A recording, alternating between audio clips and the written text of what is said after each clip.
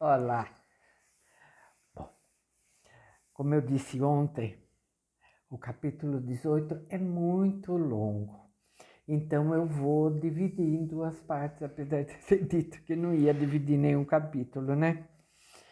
Mas vocês vão ver que ele é bem longo, tá bom? Então vamos à primeira parte do capítulo 18.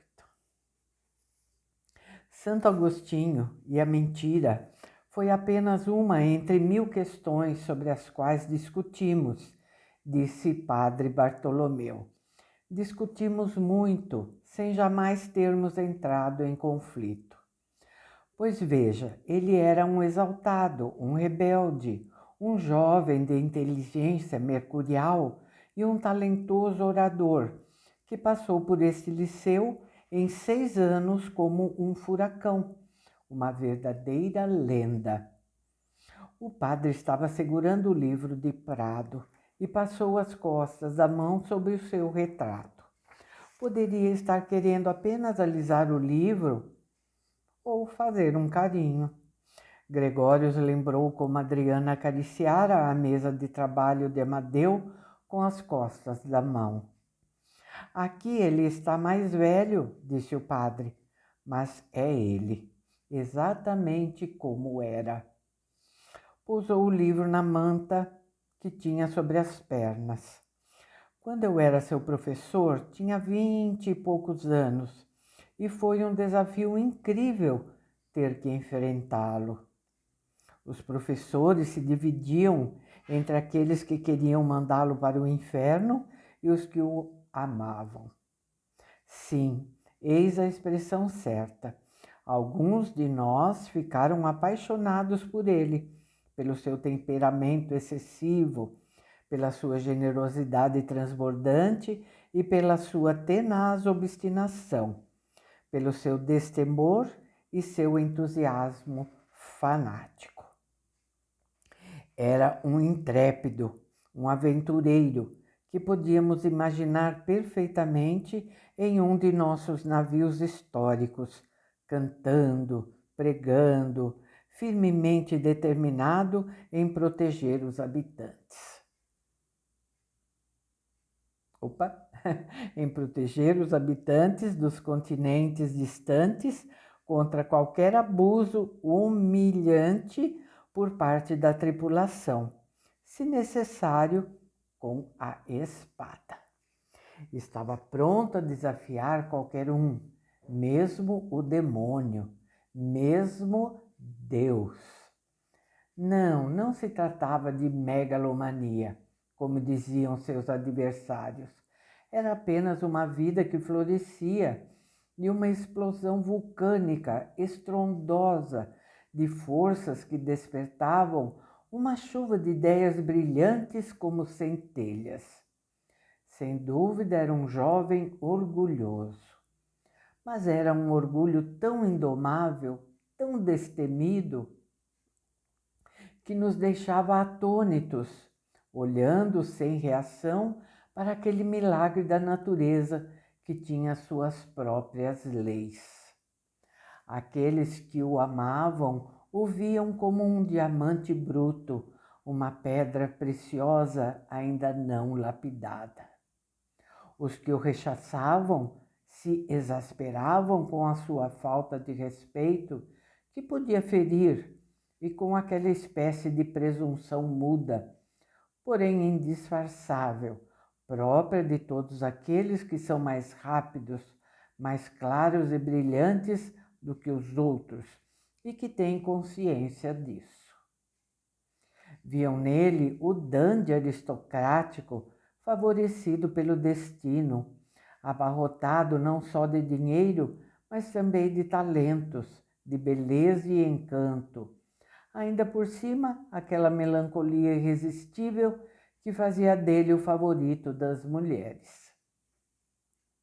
Era injusto que alguém pudesse ter tantas vantagens mais do que os outros, e isso o tornava um ímã para a inveja e o despeito. Mas mesmo os que sentiam isso nutriam uma admiração secreta por ele, pois ninguém podia negar. Era um jovem capaz de tocar o céu. As recordações haviam transportado o padre para muito longe daquele quarto em que estavam sentados. Um quarto que, embora espaçoso e cheio de livros, em comparação com o quarto modesto de João Essa em Cacilhas, não deixava de ser um quarto de um idoso, com equipamentos médicos e uma campainha por cima da cama. Desde o primeiro momento, Gregório simpatizou com ele, aquele homem alto e magro, de cabelos brancos e olhos fundos e inteligentes. Se tinha sido professor de Prado, já devia ter bem mais de 90 anos, mas não havia nele nada de senil. Não lhe faltava aquela inteligência vivaz com que 70 anos atrás enfrentara os desafios impetuosos de Amadeu. Tinha mãos magras com dedos longos e delicados, feitos para virar as páginas de livros velhos e preciosos. Com esses dedos ele folheava agora o livro de Prado, mas não estava lendo. Tocar no papel era antes como um ritual para resgatar o passado distante. Ele já tinha lido tanta coisa, quando aos 10 anos transpôs a soleira do liceu no seu pequeno paletó feito sob medida. Alguns entre nós se flagraram secretamente examinando se podiam competir com ele. Depois da aula, ele ficava na biblioteca com a sua memória prodigiosa e com o seu olhar incrivelmente concentrado, que nem o maior estrondo conseguiria interromper. Os seus olhos escuros iam sugando todos aqueles grossos volumes, linha por linha, página por página. Quando Amadeu lê um livro, disse um outro professor, não há mais letras depois. Ele não devora apenas o sentido, mas até a tinta. Era assim mesmo. Os textos pareciam desaparecer dentro dele, e o que depois havia nas estantes não passava de invólucros vazios. A paisagem do seu espírito atrás daquela testa vergonhosamente alta se expandia numa velocidade incomum. A cada semana havia nela novas formações surpreendentes, feitas de ideias, associações e fantásticas ideias logísticas que nos deixavam boquiabertos. Às vezes ele ficava escondido na biblioteca e continuava a noite adentro, lendo com a ajuda de uma lanterna. A primeira vez que isso aconteceu, sua mãe entrou em pânico quando ele não voltou para casa. Mas pouco a pouco foi se acostumando, com um certo orgulho, ao fato de o seu filho tender a violar todas as regras.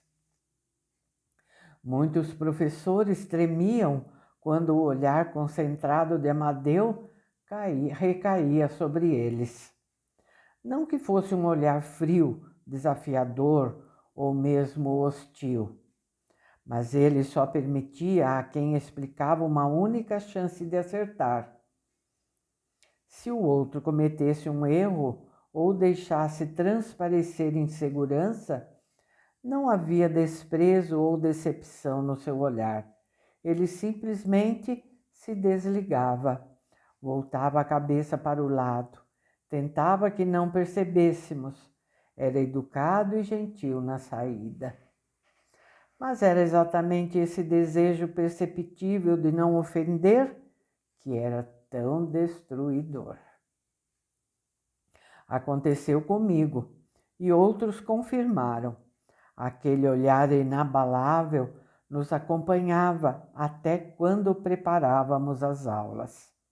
Havia professores para quem ele tinha o olhar do examinador, que nos transporta de volta para os bancos escolares, e outros que o conseguiam encarar com o espírito de um atleta que enfrenta um adversário poderoso.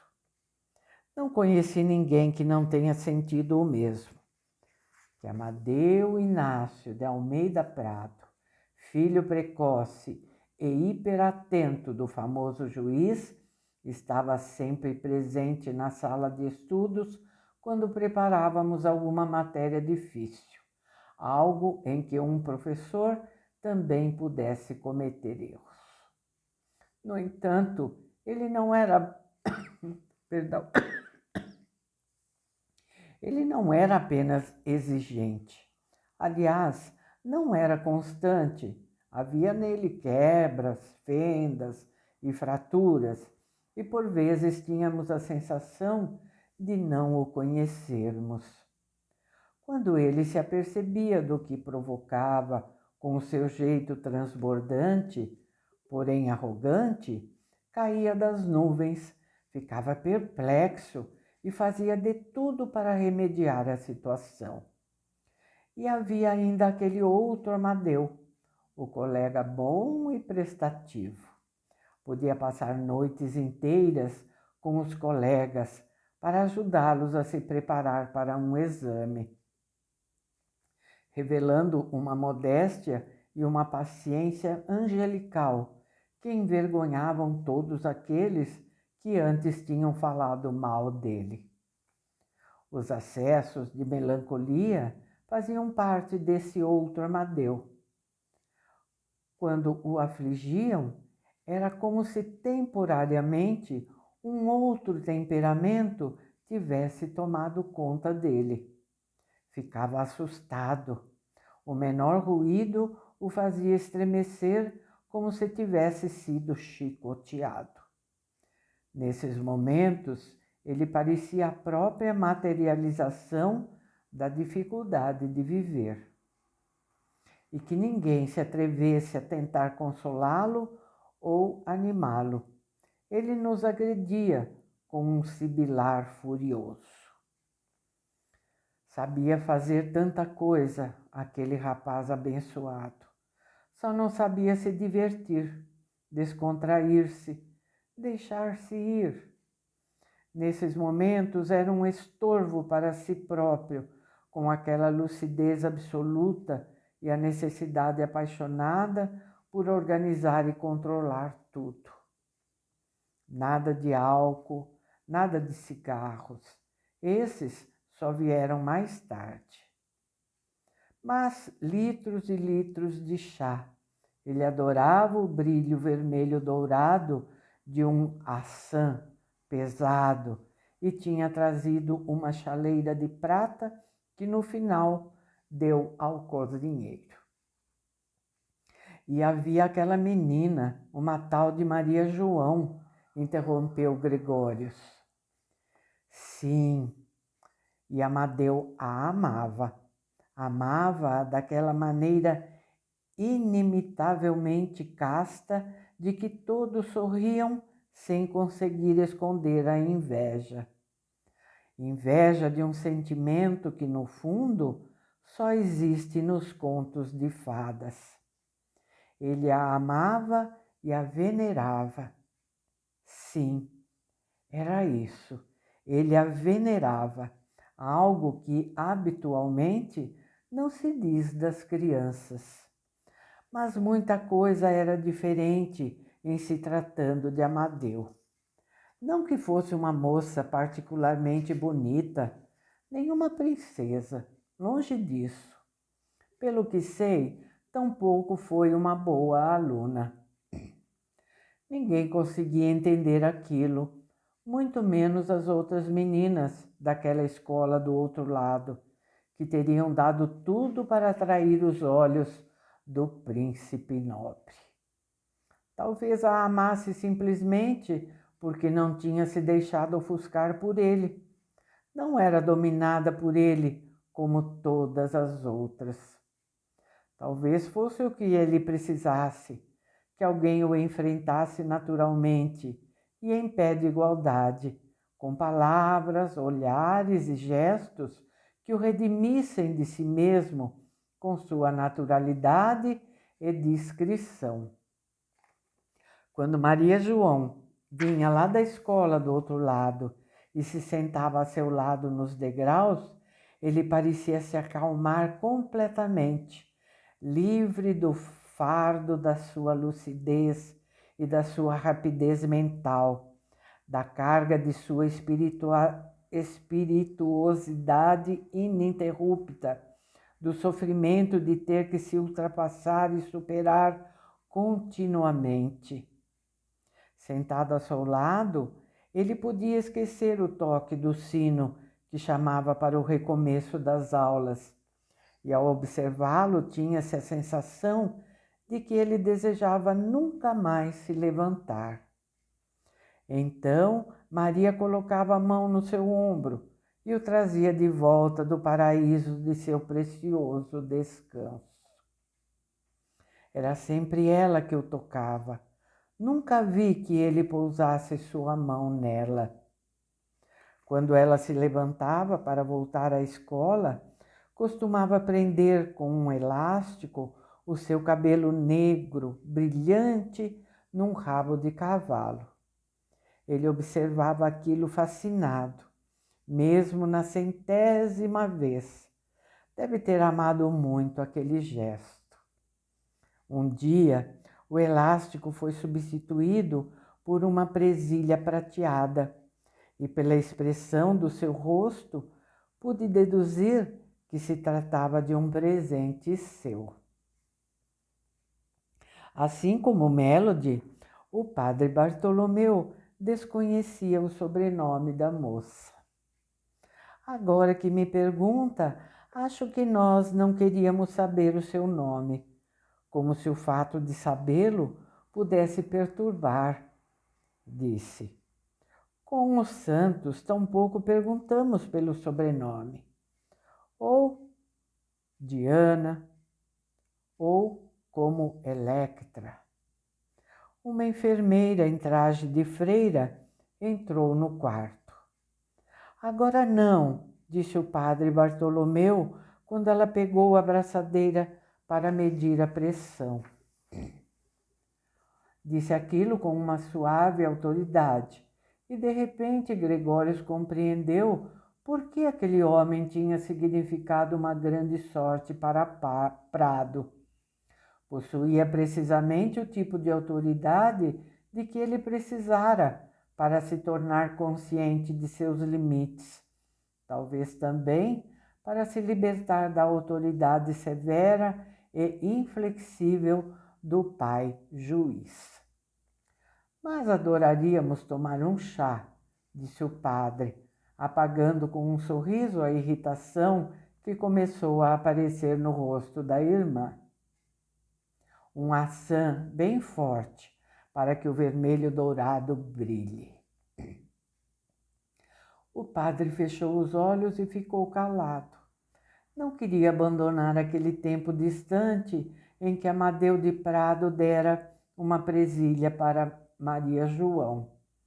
Aliás, achou Gregórios, o que ele, na verdade, gostaria mesmo era de ficar com o seu aluno predileto, com quem discutira sobre Santo Agostinho e milhares de outras coisas.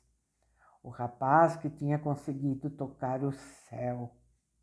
O rapaz em cujos ombros teria gostado de pousar a mão como Maria João. Maria e Jorge eram os seus santos protetores, prosseguiu o padre, agora de olhos fechados. Jorge O'Kelly. Nele, que depois viria a ser farmacêutico, Amadeu encontrou um amigo. E não me espantaria nada se ele tivesse continuado sendo o seu único verdadeiro amigo, sem considerar Maria. Em muitas coisas ele era o seu exato oposto, e por vezes cheguei a pensar, ele precisa de Jorge para se tornar inteiramente ele próprio. Com seu cabeção de camponês, o cabelo eternamente despenteado e seu jeito pesado e desajeitado, ele parecia limitado. Nos dias de portas abertas, cheguei a ver pais de jovens de boas famílias se virando surpresos quando ele passava em suas roupas pobres. Não tinha nada de elegante em suas camisas amarrotadas, o casaco deformado e a gravata preta sempre igual que ele usava torta em protesto contra a obrigatoriedade de seu uso. Certa vez, Amadeu e Jorge vieram ao nosso encontro no corredor. Eu estava com um colega e este disse depois: se eu tivesse de definir para uma enciclopédia o conceito de elegância e o seu exato oposto, bastaria apresentar as fotografias daqueles dois meninos. Isso tornaria supérfluo qualquer outro comentário. Jorge era alguém com quem Amadeu podia descansar e recompor-se do seu ritmo vertiginoso. Quando estava com ele, decorrido algum tempo, também ficava mais lento. A ponderação de Jorge o contagiava, como por exemplo no xadrez. Inicialmente ficava doido quando Jorge ficava uma eternidade pensando em um lance, pois era impensável para a sua visão do mundo, para a sua metafísica mercurial, que alguém precisasse de tanto tempo para no final vencer de qualquer maneira. Mas depois começou a respirar aquela tranquilidade do amigo, a tranquilidade de alguém que desde sempre sabia quem era e a quem pertencia. Parece absurdo, mas acho que chegaram a um ponto em que Amadeu precisava das periódicas derrotas que Jorge lhe infligia. Ficava infeliz quando excepcionalmente ganhava. Deve ter sido para ele como se o rochedo em que se agarrava ruísse de repente.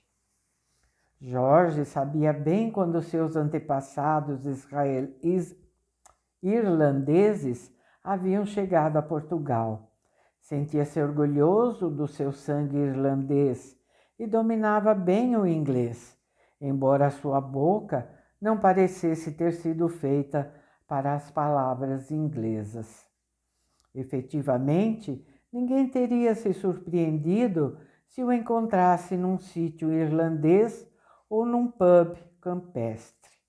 E quando imaginávamos isso, de repente parecia ser Samuel Beckett. Já naquela época, era um ateu incorrigível.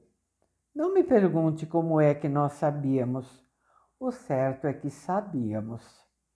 Questionado sobre isso, ele citava impávido o lema da sua família: Turris fortis nihi Deus. Deus é minha torre forte. Lia os anarquistas russos, andaluzes e catalães e chegou a pensar em atravessar a fronteira para lutar contra Franco. O fato de depois ter se tornado um militante da resistência não me surpreendeu. Sempre fora um romântico, sem ilusões, se é que isso existe, e tem que existir. Esse romântico tinha dois sonhos: tornar-se farmacêutico e tocar num Steinway. Realizou o primeiro sonho. Ainda hoje pode ser encontrado em seu jaleco branco atrás do balcão da farmácia da Rua dos Sapateiros. Quanto ao segundo sonho, todos riam, ele mais do que os outros, pois suas mãos rudes, com as largas polpas dos dedos, e as unhas estriadas combinavam mais com o contrabaixo da escola que chegou a experimentar durante algum tempo, até que num acesso de desespero pela falta de talento, passou o arco com tanta força nas cordas que acabou quebrando-o. O padre tomou o seu chá e Gregórios notou, decepcionado, que ele passou cada vez mais a sorver em vez de beber. De repente, virara mesmo um ancião, a quem os lábios já não obedeciam completamente. Seu ânimo também mudara. Agora havia tristeza e nostalgia em sua voz, quando falou do vazio que Prado deixara quando saiu do liceu. Evidentemente, todos sabíamos que no outono, quando o calor abrandasse e a luz se transformasse numa sombra dourada, já não o encontraríamos mais nos corredores. Mas ninguém falou daquilo. Na despedida, apertou as mãos de todos nós. Não se esqueceu de ninguém. Agradeceu com palavras calorosas e nobres. Ainda me lembro que por um momento pensei como um presidente.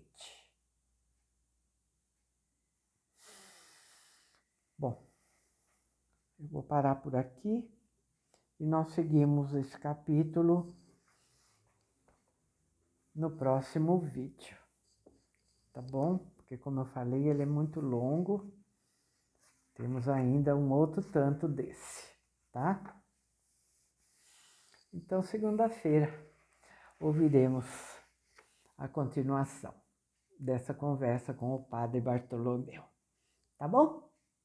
Um bom final de semana para vocês. Lembrando para vocês não deixarem de dar o seu like, o seu comentário, se for possível. Quem sabe compartilhar os nossos vídeos, sugerir o nosso canal para os seus contatos, divulgar lá nos seus grupos. A gente precisa disso, tá? Para o canal poder crescer. Vocês sabem disso, né? Como é importante para o canal. Tá bom? Então, tchauzinho. Um ótimo final de semana.